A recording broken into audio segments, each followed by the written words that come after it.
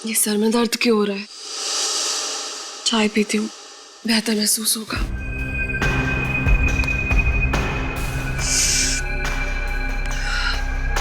रामू, चाय बनी क्या?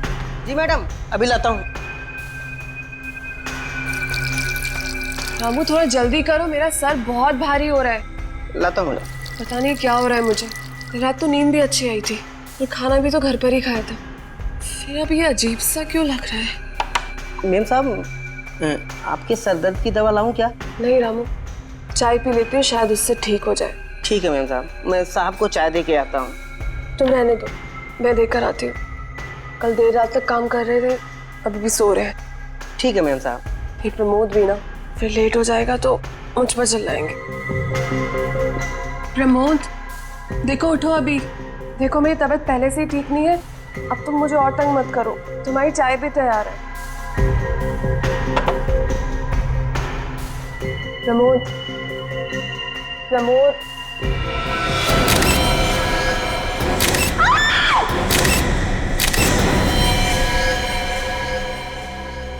कैसे हो गया ये सब? मेम साहब, अपने आप को संभालिए, होनी को कौन टाल सकता है मेम साहब। लगता है काफी करीब से गोली मारी गई है छाती पे। और गोली लगते ही इसकी मौत हो गई, क्योंकि बेड से उतरने की भी कोशिश की हो, ऐसा देख के लगता तो नहीं है। कोई हाथापाई के निशान नहीं है। ऐसा लगता है कि जब खूनी ने गोली मारी तब ये गहरी नींद में सोए हुए थे। तुम इस घर के नौकर हो रामू? जी साहब। यहीं रहते हो?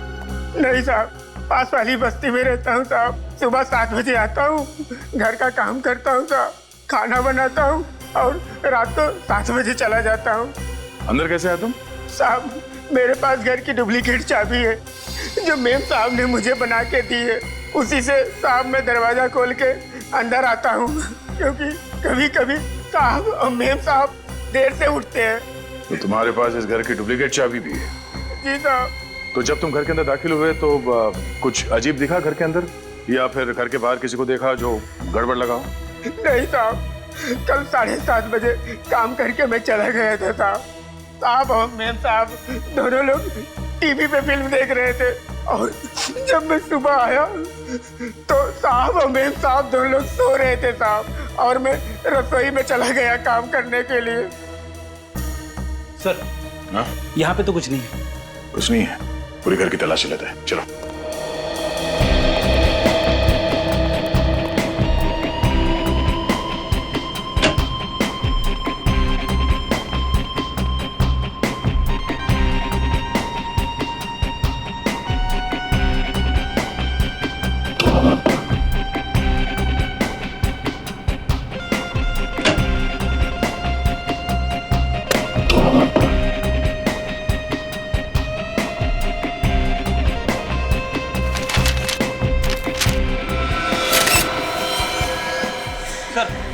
हाँ बेटे। स्टडी रूम में से गन मिली है। गोली चली है? साहब, इस बंदूक के बारे में मैं कुछ नहीं जानता हूँ साहब। मैं बेकसूर हूँ साहब, मैं बहुत ईमानदार हूँ साहब, मैंने कुछ नहीं किया साहब। ये लो, हमने तो तुमसे कुछ पूछा ही नहीं और तुम खुद ब खुद बोल पड़े। अब तो हमारा शक यकीन पे बदल गया है। प्रमोद जी का खून तुम्ही ने किया है। नहीं साहब, मैंने कुछ नहीं किया साहब। सुरेखा जी, आपका क्या कहना है इस गन के बारे में? सुरेखा जी, मैं आपसे पूछ रहा हूँ, आपने गोली चलने की आवाज सुनी थी? नहीं, मैंने कोई आवाज नहीं सुनी। और ये गन कहाँ से आई मुझे ये भी नहीं मालूम। जिस कमरे में आप सो रही थी उसी कमरे में आपके पति प्रमोद की गोली मार के हत्या हुई, और आपने गोली चलने की आवाज नहीं सुनी है? सर, वॉशिंग मशीन के अंदर ये खून से सने हुए कपड़े मिले। इस कपड़े को तो पहचानती हैं आप? हाँ, ये तो मेरी नाइट ड्रेस है, लेकिन इस पे खून कहाँ से आया? आप जवाब दीजिए, इसमें खून कहां से आया? मुझे नहीं पता इस पे खून कहाँ से आया। सुरेखा जी, आप झूठ बोल रही हैं। मैं आपसे झूठ क्यों बोलूंगी? क्योंकि आपने अपने पति प्रमोद का खून किया है। मैं क्यों अपने पति को मारूंगी? मैं तो उनसे बहुत प्यार करती थी। झूठ। मैं झूठ नहीं बोल रही हूँ, मैंने कुछ नहीं किया। मैं बिल्कुल निर्दोष हूँ, मेरी बात का यकीन कीजिए। कैसे मान ले कि आप निर्दोष हैं? जिस कमरे में आप सोई थी उसी कमरे में आपके पति का खून हो गया। आपने गोली चलने की आवाज नहीं सुनी। आपको यह तक नहीं पता कि आपके पति की मौत कब हुई है? मेम साहब सच बोल रही साहब। चुप। कब से काम कर रहे हो तुम यहाँ? 3 साल से साहब। और मेम साहब को और साहब को मैंने कभी भी झगड़ते हुए नहीं देखा साहब। झगड़ते नहीं देखा इसका मतलब ये नहीं कि आपकी मेम साहब खून नहीं कर सकती। सुरेखा जी, आप इन्हें अपने पति का खून किया है और जो कुछ भी हुआ है आप साफ साफ बताइए हमें। मैं बिल्कुल निर्दोष हूँ। मैंने इनका खून नहीं किया है। मैं निर्दोष हूँ।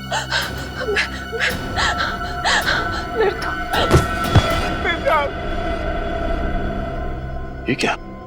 ये वाकई बेहोश हो गई है या बेहोश होने का नाटक कर रही है? एक काम करो, इन्हें अस्पताल लेके जाओ। सारे सबूत और प्रमोद की लाश को फॉरेंसिक लैब भिजवा दो। मेरा शक एकदम सही निकला। ये गोली जो प्रमोद के शरीर में से मिली है, ये इस पिस्टल से चली है और इस पिस्टल पर सुरेखा की उंगलियों के निशान है। क्या? सुरेखा के?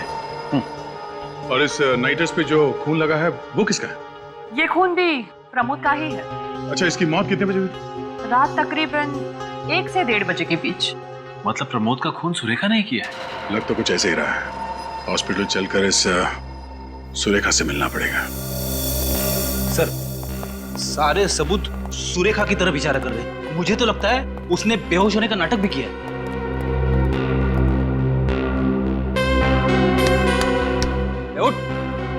उठ। ये लो, ये तो सपनों की दुनिया में। इसे अभी हकीकत की दुनिया में ले जाते हैं। उठो, उठो। ड्यूटी पर सोने का पगार मिलता है क्या तुम्हें? नहीं सर, इसे तो सपने देखने का पगार मिलता है। क्या है, आप लोगों को हॉस्पिटल में रात को चेकिंग करने का पगार मिलता है? एक तो चोरी, ऊपर से सीना चोरी। हाँ? चोरी? कौन सी चोरी? मैंने कौन सी चोरी की? काम चोरी की है तुमने। जाओ ना, क्यों दिमाग खराब करते हो? वैसे भी पेशेंट को मिलने का टाइम खत्म हो गया। चलो कल 5 से 7 के बीच में आना। चलो, good night. Good morning. CID? Surekha ji इसी कमरे में है? जी सर। चलो दिखा।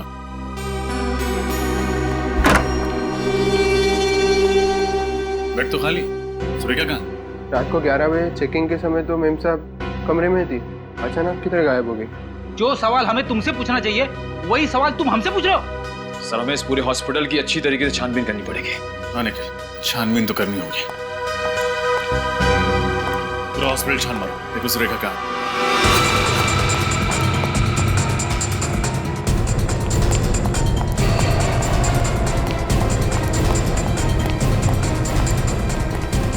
सब चेक कर लिया लेकिन सुरेखा नहीं मिली सर। वहां पे भी नहीं है। कैसे हो गया ऐसे? कहाँ है सुरेखा? साहब मुझे कुछ नहीं पता साहब, मैं तो यहीं पर बैठा था। बैठे हुए नहीं थे, सोए हुए थे। ये कपड़े देखे तुमने? ऐसे ही कपड़े हॉस्पिटल में हर मरीज को दिए जाते हैं। हाँ सर। अगर सुरेखा के हॉस्पिटल वाले कपड़े ये हैं तो यहाँ क्या कर रहे हैं? जो कपड़े सुरेखा पहन के हॉस्पिटल में आई थी वो कहाँ है? वो कपड़े तो यहीं पर रखे थे। सुरेखा के हॉस्पिटल वाले कपड़े यहाँ और उसके पर्सनल कपड़े गायब। सुरेखा खुद के कपड़े पहन के रफू चक्कर हो गई सर। बिल्कुल सही कह रहे हो फ्रेडी। उसने बेहोश होने का नाटक किया ताकि हम उसे यहाँ हॉस्पिटल में भर्ती कराएं और मौका मिलते ही वो यहाँ से भाग जाए। सर, हो सकता है इस पूरे चक्कर में कोई और भी है जो सुरेखा का साथ दे रहा है। लेकिन कौन हो सकता है वो? कैसे पता चलेगा सर? इस पूरे हॉस्पिटल में लगे सीसीटीवी कैमरास की फुटेज देख के। चल। एक्सक्यूज मी, हमें पिछले 2-3 घंटे की सीसीटीवी फुटेज देखनी है। मगर आप लोग? हम लोग सीआईडी? 10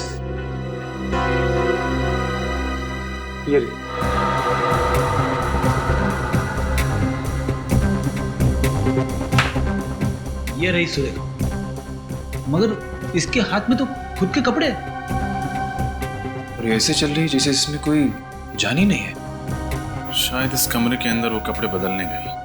मगर ये काम तो वो अपने कमरे में भी कर सकती थी ना। हाँ फ्रेडी, यही तो मैं सोच रहा हूँ।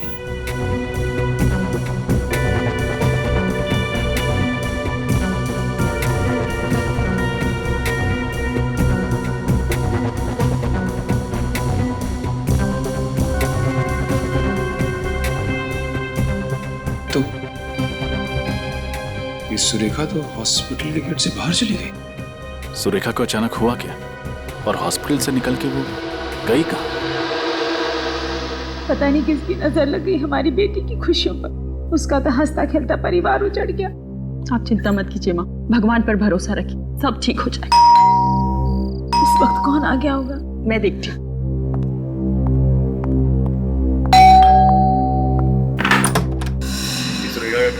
जी, लेकिन वो तो इस वक्त हॉस्पिटल में है। थी, अब नहीं है। हॉस्पिटल में नहीं है तो कहाँ है? ये आपको पता होना चाहिए। पूरे घर की अच्छी तरह तलाशी। अरे तलाशी? एक सेकंड, ऐसे कैसे आप तलाशी ले सकते हैं? आप लोग हैं कौन? सीआईडी। सीआईडी? मगर आपको तो मालूम है कि वो अपने पति प्रमोद की लाश को देखकर बेहोश हो गई थी। सब नाटक था, ताकि वो हॉस्पिटल में भर्ती हो सके और फिर हमारी आंखों में धूल झोंक कर वहां से भाग सके। लेकिन सुरेखा ऐसा करेगी क्यों? आप उस पर झूठा इल्जाम लगा रहे हैं। आप बहुत अच्छे से जानते हैं सुरेखा, आपकी तारीफ। सर, ये हमारी बहू अमेरिका से आई है अपने भाई की शादी के लिए। आप सुरेखा की भाभी? जी। आपके पति मतलब कि सुरेखा के भाई आपके साथ आए? जी, वो मेरे साथ नहीं आए, उन्हें कुछ जरूरी काम आ गया था, लेकिन अब वो फ्लाइट में बैठ चुके हैं, कल तक पहुंच जाएंगे। सर, सुरेखा घर में नहीं है। बताइए, कहाँ छुपा के रखा आपने अपनी बेटी को? मैं क्यों छुपाऊंगी सर? क्योंकि आपकी बेटी सुरेखा जी ने अपने ही पति का खून किया है। क्या? जी हाँ।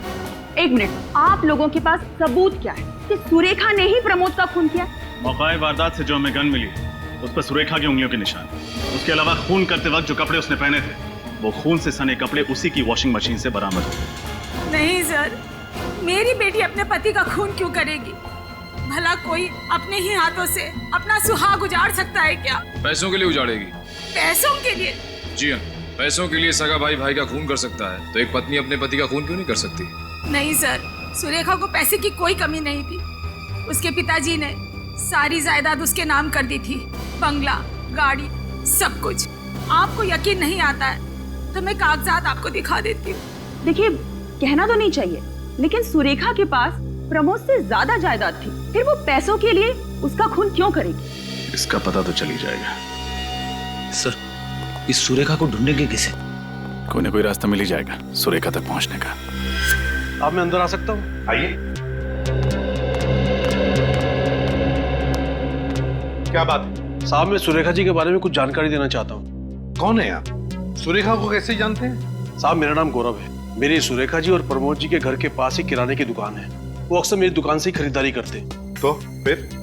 परसों रात मैं गांव के लिए ऑटो रिक्शा से स्टेशन जा रहा था। मेरी रात 2 बजे की ट्रेन थी। जब मैं घर से निकला तो मैंने देखा सुरेखा जी अपने घर के पास वाले पब्लिक पार्क में नंगे पैर नाच रही थी। क्या सुरेखा जी पब्लिक पार्क में नाच रही थी, और वो भी नंगे पांव? साहब, मुझे भी बहुत अजीब सा लगा। रात के 1 बजे का वक्त थोड़ा ही होता है पब्लिक पार्क में नाचने का। एक मिनट, क्या कहा तुमने? कितने बजे? 1 बजे। रात के 1 बजे? जी हाँ। रात के 1 बजे सुरेखा पब्लिक पार्क में नाच रही थी नंगे पांव, और सचिन उसी वक्त। और रात के 1 और 1:30 बजे के बीच में प्रमोद का भी खून हुआ। पूरे होश में थे जब तुमने देखा, या फिर कुछ शौक है तुम्हें? साहब, मैं पूरे होश में था, आप मेरा यकीन कीजिए। सर, कोई एक इंसान एक ही वक्त पे 2 अलग अलग जगह पे कैसे हो सकता है? वही तो सचिन, वही तो।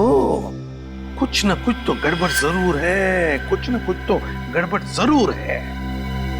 ठीक है, तुम जा सकते हो। पंकज, इनका फोन नंबर और एड्रेस ले लेना, जरूरत पड़े तो हम तुम्हें खुद से बुला लेंगे। हाँ सचिन, सुरेखा के बारे में और भी पूछताछ करनी पड़ेगी, और भी गहरी पूछताछ। तो सर, एक बार फिर से सुरेखा के घर की तलाशी ले ले? बिल्कुल बिल्कुल ले लो उसके घर की तलाशी। कोई न कोई सुराग तो वहां पर जरूर है जो हमारी आंखों से छूटा है। सर, किराने वाले ने जो बात बताई है उसे सुनकर मेरा दिमाग गोल गोल घूम रहा है। भला कोई आधी रात को, वो भी पब्लिक पार्क में, नंगे पैर क्यों नाचेगा? फ्रेडी, हमने सुरेखा के बारे में पता कर लिया है। उसे कॉलेज के दिनों से नाचने का बहुत शौक था, और शायद शादी के बाद वो ये शौक पूरा नहीं कर पाई, और इसीलिए पार्क में आके सर, बैट पे मिट्टी लगी है। हाँ फ्रेडी, पर हो सकता है ये मिट्टी किसी के जूतों से लग गई हो। हमें ठोस सबूत चाहिए, इससे काम नहीं चलेगा। अंदर चल के देखते हैं। एक एक कमरा छान मारना, किसी भी चीज को नजरअंदाज मत करना। जल्दी।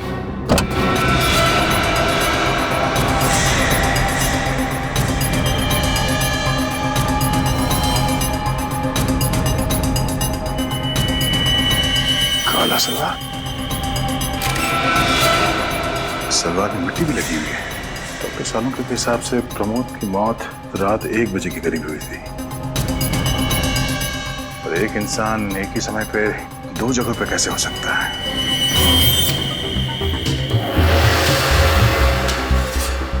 या तो वो अपने पति का खून करके सबूत मिटा रही होगी या फिर पार्क में डांस कर रही होगी। अब ये क्या चक्कर है? सर, सुरेखा की मेडिकल फाइल मिली है। अच्छा, ये क्या? ये सुरेखा रात सोने से पहले सिस्टोपैम टैबलेट खाती थी। ये सिस्टोपैम क्या है? डॉक्टर सालों के ही बताएंगे। डॉक्टर साहब, फिलहाल आप ये बताइए कि ये सिस्टोपैम नाम का जो टैबलेट है ये किस चीज के लिए ली जाती है? हाँ ठीक है सर। क्या हुआ? ये टैबलेट सिस्टोपैम एंटी डिप्रेसेंट है। मतलब सुरेखा को डिप्रेशन की बीमारी? पर ये बात सुरेखा की माताजी ने हमें क्यों नहीं बताई? सर कहीं ऐसा तो नहीं कि सुरेखा की माँ ने हमसे ये बात जानबूझ के छुपा के रखी हो? अब ये तो हमें ये डॉक्टर बताएंगे जिसने सुरेखा को ये दवाई प्रिस्क्राइब की थी, डॉक्टर जितेन। ये 2 गोलियां ले लीजिए, इससे तुम्हारी दिमागी दृश्य कम हो जाएगी। मनसुख, इन्हें ले जाइए। आइए।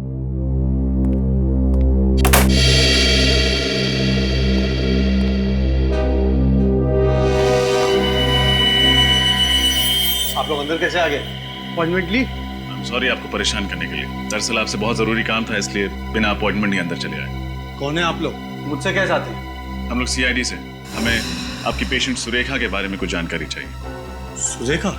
पूछिए, क्या पूछना है? आपने ही सुरेखा को ये एंटी डिप्रेसेंट टैबलेट सिस्टोपैम दिया था ना? हाँ, ये मैंने प्रिस्क्राइब की थी। डॉक्टर साहब, क्या आप बता सकते हैं कि सुरेखा को कौन सी बीमारी थी? देखिए, मैं एक साइकेट्रिस्ट हूँ और साइकेट्रिस्ट होने के नाते मैं अपने किसी भी मरीज के बारे में किसी को भी कुछ बताना उचित नहीं समझता। हम समझ सकते हैं, लेकिन सुरेखा के पति प्रमोद का खून हो गया, वो भी उन्हीं के घर में। खून हो गया? कब? परसों रात को। परसों रात को? और हमेशा के कि सुरेखा ने अपने पति का खून किया, और खून करने के बाद वो गायब हो गई। जी हाँ, दरअसल बात यह है कि सुरेखा हमारे सामने बेहोश हो गई और जब हमने उसे अस्पताल में भर्ती किया तो वो अस्पताल से भाग गई। भाग गई? डॉक्टर साहब, अगर आप हमें बता देंगे कि सुरेखा को क्या बीमारी है तो हमें केस सॉल्व करने में आसानी हो। देखिए, मैं कैसे? देखिए प्लीज, आप बताएंगे आपने उसे ये एंटी डिप्रेसेंट क्यों दी थी? क्या उसे किसी किस्म का डिप्रेशन था? जी, सुरेखा को डिप्रेशन नहीं था। सुरेखा को दरअसल नींद में चलने की बीमारी थी। नींद में चलने की बीमारी? जी। सर कहीं ऐसा तो नहीं कि सुरेखा ने नींद में ही अपने पति का खून कर दिया? डॉक्टर साहब, नींद में चलने वाला आदमी नींद में खून कर सकता है? वेल, हाँ भी और ना भी।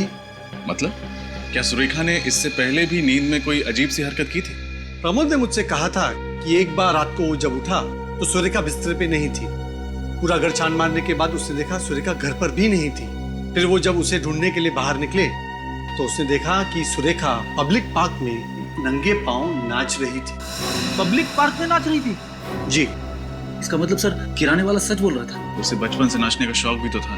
ये मुमकिन है, क्योंकि इंसान अपने कॉन्शियस यानी सचेतन अवस्था में जो चीज पसंद करता है वही चीज वो अपने सबकॉन्शियस यानी अर्ध चेतन अवस्था में करता है, भले वो नींद में क्यों ना हो। लेकिन डॉक्टर साहब, नींद में कोई किसी का खून कर सकता है? वेल, इस संभावना को नकारा नहीं जा सकता, क्योंकि कुछ साल पहले अमेरिका में एक ऐसा केस हुआ था जहाँ पे एक आदमी ने अपने भाई का खून कर लिया और कोर्ट में यह साबित हुआ कि वो अपने भाई से बेहद नफरत करता था। इसलिए उसने अपने भाई को अपने सबकॉन्शियस यानी अर्ध चेतन अवस्था में मार डाला। लेकिन सर, सुरेखा की बातों से तो ऐसा लग रहा था कि वो अपने पति से बहुत प्यार करती थी। समझ में नहीं आ रहा। डॉक्टर साहब, जहां तक मुझे पता है अर्ध चेतन अवस्था में कोई आदमी चीजों को छुपाएगा नहीं। Am I right? ठीक कह रहे हैं आप। अजीब बात है, हमें गन मिली कचरे के डब्बे में बहुत सारे कागजों के नीचे छुपाई हुई, और खून से सना हुआ नाइट ड्रेस मिला, वो भी वॉशिंग मशीन के अंदर बहुत सारे कपड़ों के नीचे छुपाया हुआ। और सर, किराने वाले के हिसाब से तो जब प्रमोद का खून हुआ तब तो सुरेखा पब्लिक पार्क में नाच रही थी। वही तो, एक ही आदमी एक ही समय पर दो जगह पर कैसे हो सकता है? अजीब चक्कर है। कोई ऐसा तो नहीं कि सुरेखा की इस बीमारी का कोई और ही फायदा उठा रहा है? हो सकता है, और अगर ऐसा है तो हमें जल्द से जल्द सुरेखा को ढूंढना होगा, क्योंकि अब उसकी जान को खतरा हो सकता है। सर, हाँ सर, उस रात जब सुरेखा जी हॉस्पिटल से गायब हुई थी तो इस रिक्शा वाले ने उन्हें देखा था। तुमने सुरेखा को देखा था? जी साहब, और वो मैडम बड़ी अजीब तरीके से चल रही थी। अजीब तरीके से मतलब? खोई खोई भी लग रही थी। खोई हुई सी लग रही थी? जी हाँ, और एक बात और, एक आदमी उनका पीछा भी कर रहा था। एक आदमी उसका पीछा कर रहा था? जी हाँ। तो क्या तुमने उस आदमी को देखा है? जी। तो उसकी शक्ल बनवा सकते हो, स्केच? जी हाँ, बिल्कुल बनवा सकता हूँ। वो आदमी ऐसे ही दिखता है? जी हाँ, बिल्कुल ऐसा ही दिख रहा था। लाइए, दीजिए।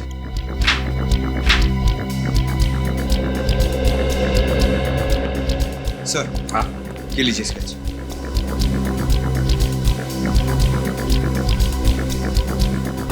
अच्छा, तो ये है वो आदमी जो सुरेखा का पीछा कर रहा था।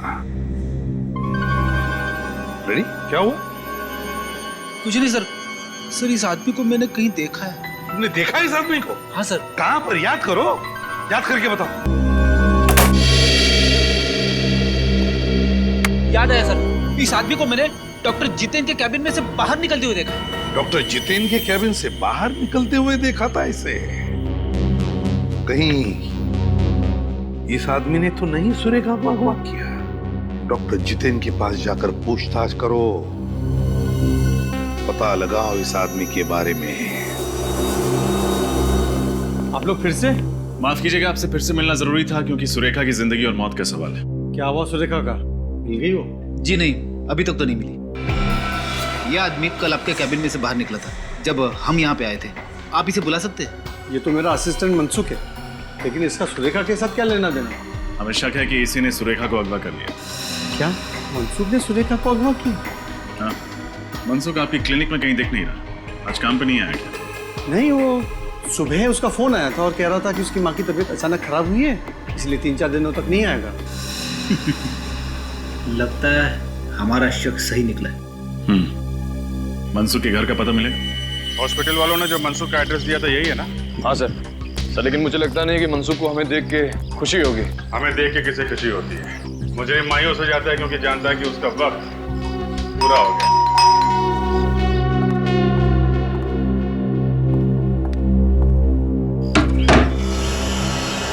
मनसुख है घर में? नहीं। आपसे कितने पैसे उधार लिए उसने? अरे वाह, इतनी ईमानदारी, वो भी आज के जमाने में। कमाल है। ईमानदारी नहीं सर, मजबूरी कहिए इसे। कैसी मजबूरी? वैसे आप लोग कौन हो? सीआईडी। सीआईडी? सीआईडी से भी मनसुख ने उधार ले लिया। सीआईडी को उल्लू बना के पैसे निकालना मुश्किल ही नहीं, नामुमकिन है। वैसे हम लोग पैसे मांगने नहीं, मनसुख के बारे में पूछताछ करने आए। पूछताछ करें? ये मनसुख सबसे पैसे उधार लेता है क्या? गली का भिखारी रह गया था, वरना वो तो उससे भी उधार ले लेता। मैं तो उसकी इस आदत से परेशान हो गई हूँ सर। वो खुद तो अस्पताल में पड़ा रहता है दिन भर, और उसके पीछे उसके लेनदारों को जवाब मुझे देना होता है। वैसे मनसुख की माँ की तबीयत कैसी है? मनसुख की माँ की तबीयत?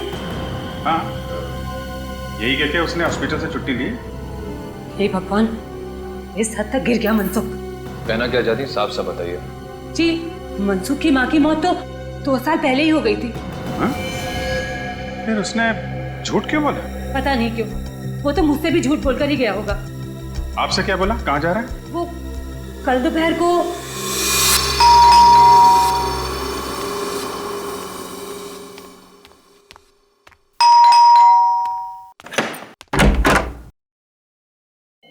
आ गए तुम? कब सुधरोगे तुम? मैं कुछ कह रही हूँ। अरे कुछ बोलते क्यों नहीं हो? और ये तुम्हारे हाथ में क्या है? अरे छोड़ो। तो यहाँ छोड़ो।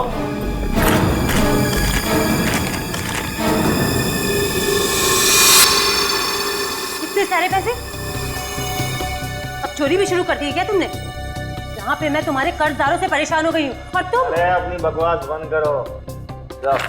जाओ जाके मेरा सामान पैक करो, मुझे दिल्ली जाना है। दिल्ली जाना है? क्यों जाना है? अरे हॉस्पिटल का कुछ सामान खरीदना है, ये वैसे मुझे डॉक्टर साहब ने दिए। अब जाओ ना, जाओ जल्दी करो, जाओ। हॉस्पिटल से कह के गया कि माँ की तबीयत खराब है, इनसे बोल के गया कि दिल्ली जा रहा है हॉस्पिटल का सामान लाने। सर मुझे लगता है सुरेखा और प्रमोद के केस में जरूर इस मनसुख का हाथ है। हाँ सर, इस केस से मनसुख का कुछ न कुछ तो कनेक्शन जरूर है। ये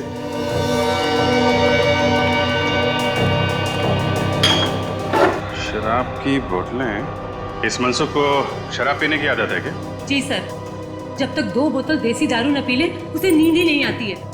ये सारी कमाई वो दारू में ही उड़ा देता है।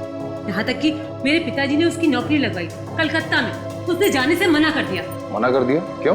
क्योंकि उसकी मनपसंद देसी दारू यही मिलती, मुंबई में। सर सुरेखा को अगवा करके जो पैसे मनसुख को मिले हैं वो पैसे उसने देशी दारू पे ही उड़ाए होंगे। समझे फ्रेडी? देशी दारू। हाँ सर, मुंबई में जितने भी देसी दारू के अड्डे हैं वहीं पे जाना पड़ेगा। जाना तो पड़ेगा, मगर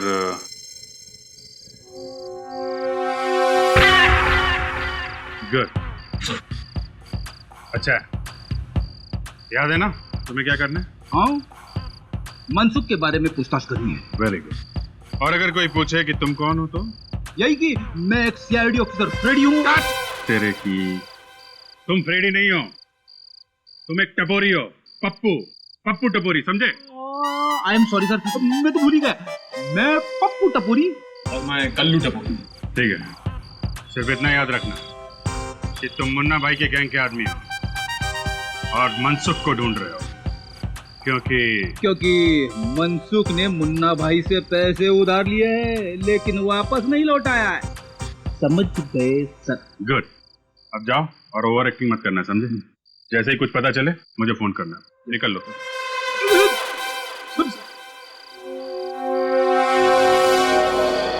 आई सुन, इस बंदर को पहचान देगा?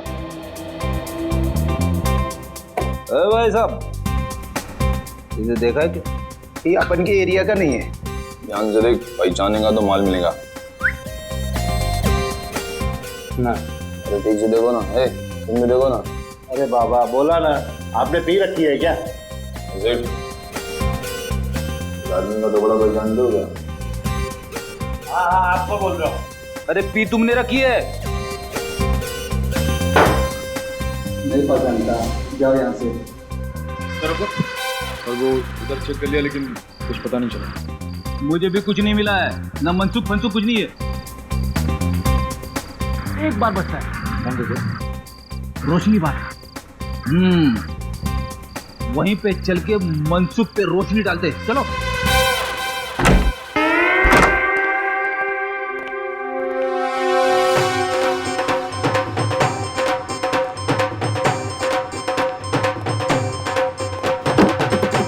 अरे फटाफट बोल, क्या चाहिए? मौसमी, नारंगी, अंगूरी? ये आदमी चाहिए। हम यहाँ शराब बेचते हैं, इंसान नहीं। अब आया है तो पतली गली से निकल लो, नहीं तो लेने के देने पड़ जाएंगे। हाँ।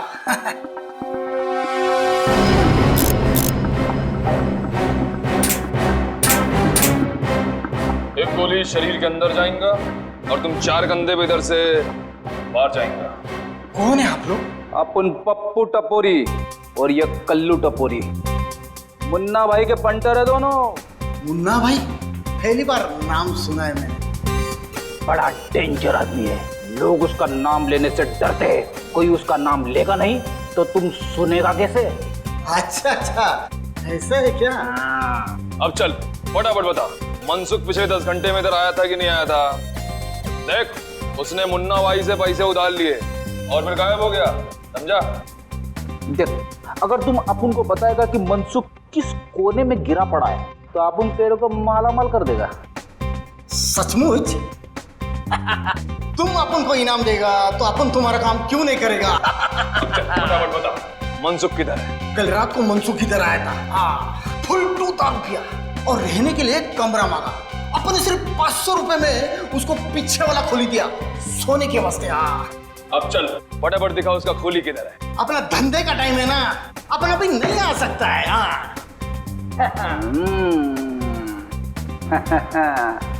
अभी नहीं तो कभी नहीं। वाह, वो नहीं तो हो गया। आइए दिखाता हूं मैं आपको। नारंगी, मौसम्बी, कुछ भी पिला दे, सोडा नहीं तो पानी पिला दे। ना ना ना, ना सोडा ना पानी, अब तुमको तो सिर्फ दारू पिला दे। आज तो अपन फटे तक दारू पिएगा। बहुत सारा माल है अपने पास, बहुत सारा। कौन है?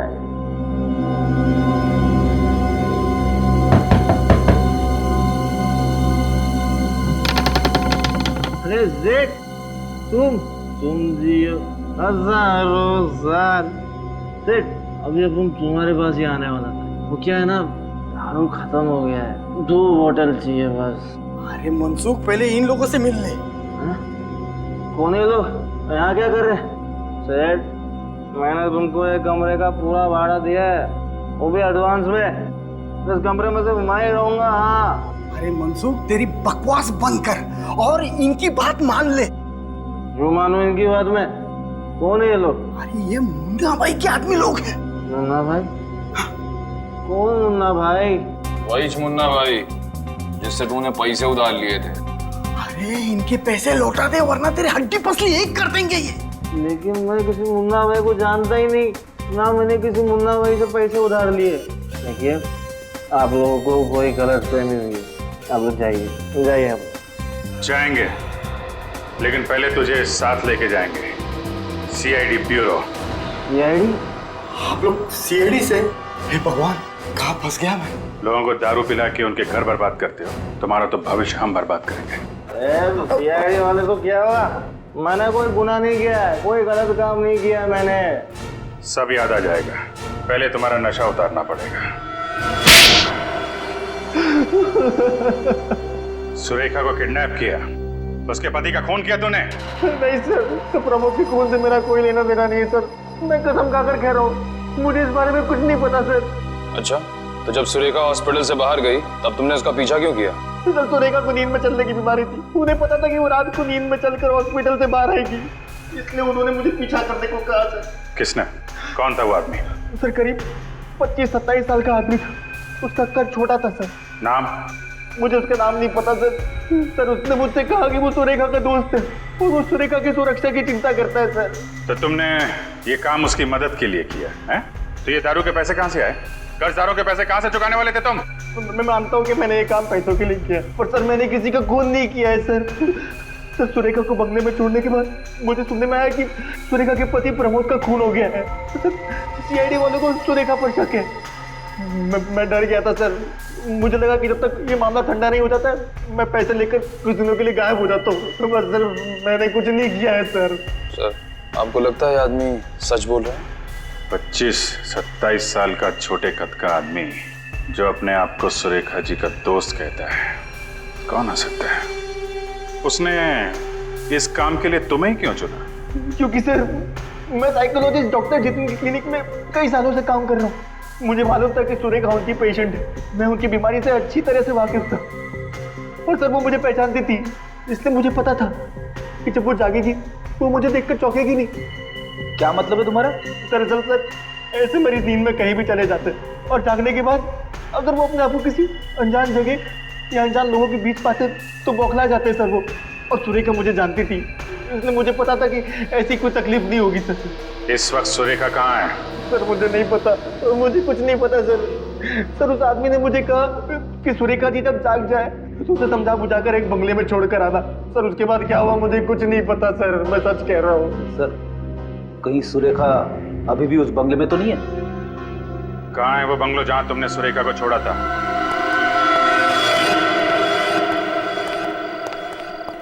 मनसुख ने यही पता बताया था ना? हाँ सर। तो दरवाजा तोड़ दें या बिल मार के दरवाजा खुलने का इंतजार करें? पहले सीधी उंगली से घी निकालने की कोशिश करते हैं, जरूरत पड़ी तो उंगली टेढ़ी कर देंगे।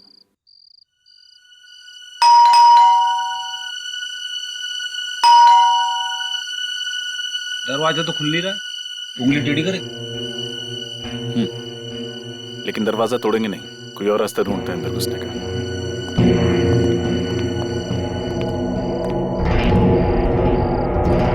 सर ये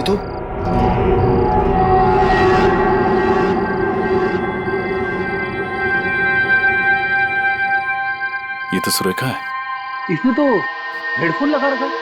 हाँ, ये कर क्या रही?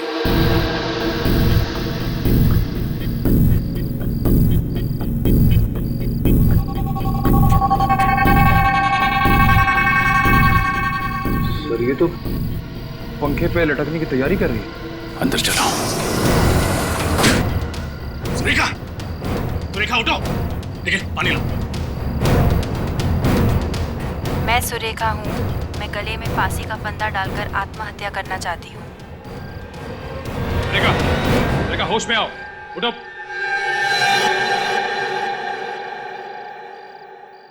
ये मैं क्या कर रही थी? आप फांसी लगाने जा रही थी।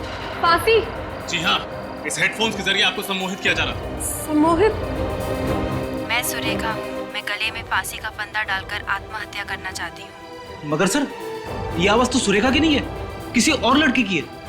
हो सकता है ये जो कोई भी लड़की है, वे नहीं चाहती कि सुरेखा जिंदा रहे और उसी ने इनके पति प्रमोद का खून किया। हो सकता है। ये सब क्या हो रहा है मेरे साथ? मुझे कुछ समझ में नहीं आ रहा। आप घबराइए मत, हम इस सब की तह तक पहुंचे। मगर सर, हमें पता कैसे चलेगा कि इस सब के पीछे कौन है? इसी जगह पर खूनी का इंतजार करके, क्योंकि जिस लड़की की भी आवाज इस हेडफोन से आ रही वो यहाँ वापस जरूर आएगी। ये देखने की सुरेखा जिंदा है या फिर मर गई है।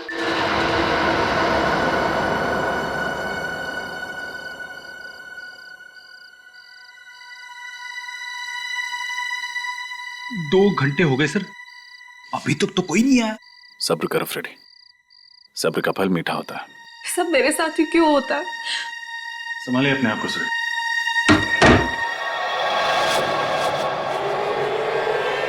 माय गॉड, यहाँ पर तो सिर्फ रस्सी है। सुरेखा कहाँ गई? सुरेखा पहुंच गई। सुरेखा यही है, जिंदा है। और तुम लोगों का पर्दाफाश हो चुका है। कौन है आप लोग? हम लोग सीआईडी से। सीआईडी? कहाँ भाग रहे हो? कमर में दर्द हो जाएगा। कौन है आप लोग? बोलिए। और मुझे मारना क्यों चाहते थे? क्या आप इन्हें नहीं जानती? जी नहीं, मैं इनसे पहली बार मिल रही हूँ। पर तो फिर ये लोग आपको क्यों मारना चाहते? इस बात का जवाब तो यही दोनों देंगे। क्यों मारना चाहते हो तुम सुरेखा को? हमने ये सब उसके कहने पे किया था। किसके कहने? जिसका ही प्लान था। किसका प्लान था? कुछ समझ नहीं आ रहा है माँ, हो क्या रहा है? मेरी भी कुछ समझ में नहीं आ रहा है, ये सब क्या हो रहा है। माँ, सुरेखा दीदी और प्रमोद जीजू का आपसी रिश्ता कैसा था? मतलब उनके बीच में कोई तनाव या झगड़ा हो रहा हो, या फिर जीजू का किसी और लड़की के साथ अफेयर हो और ये बात दीदी को पता चल गई हो, दीदी ने गुस्से में आकर उन्होंने जीजू का खून कर दिया हो। शर्म आनी चाहिए तुम्हें अपनी बहन के बारे में ऐसे बोलते हुए। तुम अपनी बहन के बारे में ऐसे सोच भी कैसे सकते हो? बस बस बस माँ, बस कीजिए। आपको भी सुरेखा पर ही शक है? शक नहीं है, लेकिन सारे सबूत उन्हीं की तरफ इशारा कर रहे हैं और सीआईडी को भी यही लगता है। मैं देखता हूँ।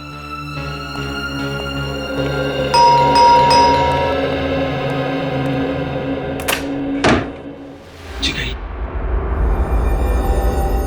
मैं सीआईडी से। आप कौन? मैं सुरेखा का भाई रोशन हूँ। कहाँ है मेरी बच्ची? कुछ खबर मिली उसकी? पता चला, लेकिन क्या? लेकिन उसे बचा नहीं सके। बचा नहीं सके? कहाँ है सुरेखा? क्या हुआ उसको? उसने आत्महत्या कर ली। नहीं, ऐसा नहीं हो सकता। कह दो कि ये सब झूठ है। सुरेखा में छोड़ के ऐसा नहीं जा सकती। भगवान के लिए कह दीजिए कि ये सब झूठ है। भगवान ने आपकी बात सुन ली है। आप क्या कहना चाहते हैं? यही कि आपकी बेटी सुरेखा मरी नहीं है, जिंदा है। सुरेखा जी। माँ, मेरी बच्ची। भाभी, आप लोगों ने हमसे झूठ क्यों कहा? उसका जवाब है ये दोनों। आइए।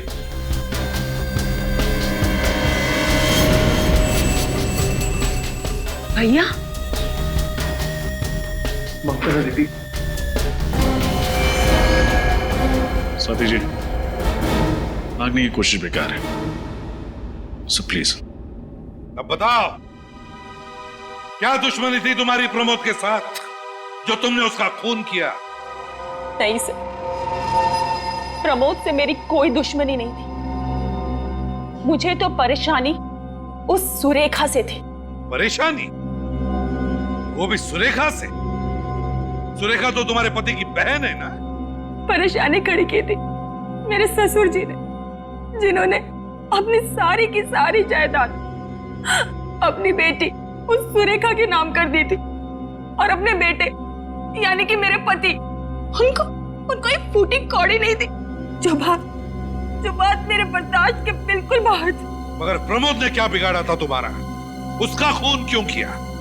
क्योंकि मैं एक तीर से दो शिकार करना चाहती थी।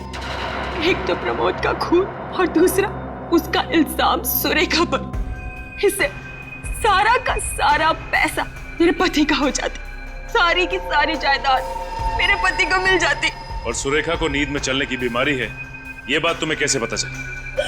मेरी होने वाली भाभी प्रिया, ये उसी हॉस्पिटल में काम करती थी जहां पर सुरेखा का इलाज चल रहा था। किसी ने उसे वहां देखा था और मुझे तुरंत बताया। मैंने ही इससे सुरेखा की बीमारी के बारे में और पता करने के लिए कहा था। वाह रे वाह प्रिया, वाह, अच्छा साथ दिया तुमने। और जैसे ही तुम्हें सुरेखा की बीमारी के बारे में पता चल गया, तुम्हारे दिमाग में वो घिनौना प्लान आ गया है ना? हाँ, मैंने इंतजार किया उस रात का, जब सुरेखा नींद में चलते चलते सामने के पब्लिक पार्क में जाकर नंगे पांव नाचने लगे। फिर मैंने प्रिया और राजेंद्र की मदद लेकर प्रमोद का खून करवा दिया। प्रमोद पर गोली किसने चलाई? गोली राजेंद्र ने चलाई थी। तो फिर सुरेखा के उंगलियों के निशान पिस्तौल पे कैसे आए? मैं अच्छे से जानती थी कि सुरेखा जब नींद की अवस्था में चलते चलते बाहर जाएगी तो वो कपड़े जरूर बदलेगी, इसलिए मैंने उसके कपड़ों के ऊपर पिस्तौल रख दी थी। और उसने वही किया जो मैं चाहती थी। उसने कपड़ों के ऊपर से पिस्तौल उठाई और उसकी उंगलियों के निशान उस पर आ गए। सब कुछ प्लान के मुताबिक चल रहा था, यहाँ तक कि सुरेखा के आत्महत्या का प्लान भी। पर पता नहीं आप लोग कहाँ से आ गए और सारा प्लान चौपट हो गया। चौपट तो तुम तीनों की जिंदगी हो गई। जिस दिन हम तुम्हारे प्लान के बारे में सब कुछ समझ गए, बस तुम्हारे मुंह से सुनना चाहते थे। अब शायद तुम तीनों को फांसी ही होगी। तब तक जेल की सलाखों के पीछे सड़ते बैठना